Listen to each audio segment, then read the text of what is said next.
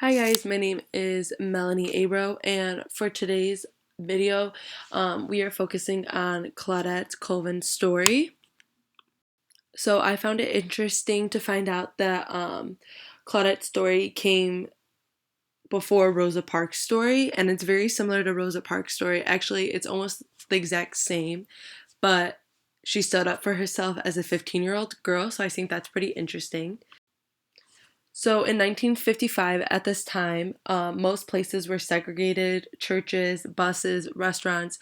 Even the school that Claudette went to was segregated. Therefore, her teacher was an advocate for African American, and this kind of taught Claudette to really stand up for herself. So, therefore, on March 2nd, 1955, Claudette Colvin and her friends got out of school early. So, they decided to walk downtown, where her and her friends saw a bus and decided to get on it, which I find is kind of interesting because the bus stop was right across from Martin Luther King's church. At the time, white people were always seated at the front of the bus, while black people were supposed to sit in the back of the bus. Therefore, a problem arose when Claudette and her friends were sitting in a row in the middle of the bus, and a white woman got on the bus and there were no more seats left. So the bus driver asked Claudette and her friends to get up and go stand in the back of the bus. While her friends actually did follow the bus driver, Claudette stood up for herself, and she didn't want to get up because she had paid almost the same amount as this white woman had, and she felt as she didn't need to get up for her because she seemed like she was healthy and she could have stood in the front of the bus.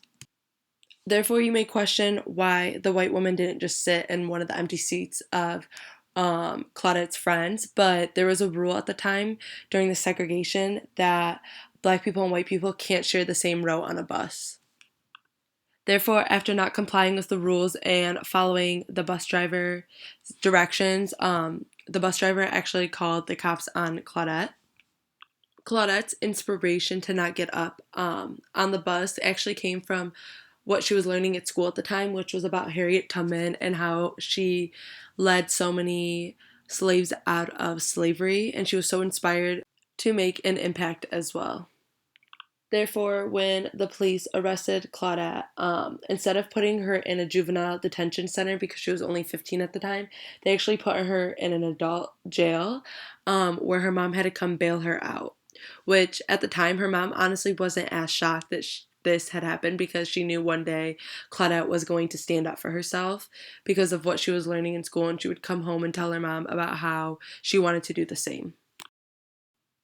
She was considered the first to be arrested for challenging the Montgomery bus segregation policies.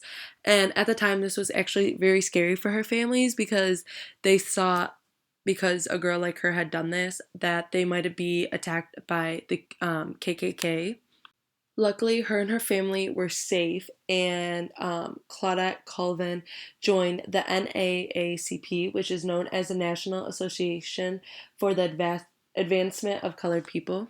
This is where she meets Rosa Parks, who is one of the spokeswomen for the NAACP, while at the time Dr. Martin Luther King was the president.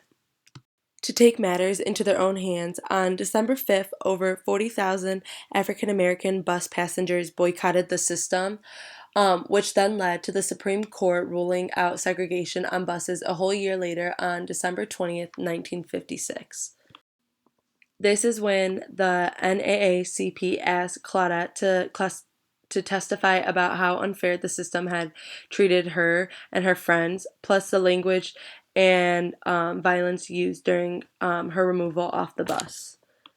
Even though the NAACP asked Claudette to testify, many speculated why she wasn't known as a spokeswoman for the NAACP and why Rosa Parks was, but at the time Claudette was only 15, probably 16, and because she had gotten pregnant, they believed that she would probably be unreliable as well as not taken as serious.